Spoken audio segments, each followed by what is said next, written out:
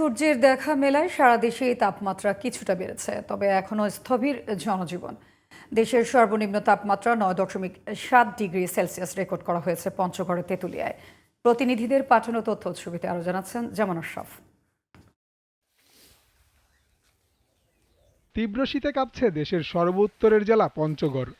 মৃদু শৈত্যপ্রবাহের পাশাপাশি ঘন কুয়াশার চাদরে ঢাকা পড়েছে জেলাটি। সেই সাথে কনকনে ঠান্ডায় ব্যাহত হচ্ছে স্বাভাবিক জনজীবন। দিনাজপুরের হিলিতে সূর্যের দেখা মেলায় শীতের তীব্রতা কিছুটা কমেছে। স্বস্তি ফিরেছে ছিন্নমূল সহ খেটে খাওয়া মানুষদের মাঝে। চুয়াডাঙ্গায় শীতের তীব্রতা কমলেও কুয়াশায় আচ্ছন্ন গোটা এলাকা। শীত নিবারণের চেষ্টায় খড়কুটো জ্বালিয়ে উত্তাপ নিচ্ছেন নিম্ন আয়ের মানুষরা।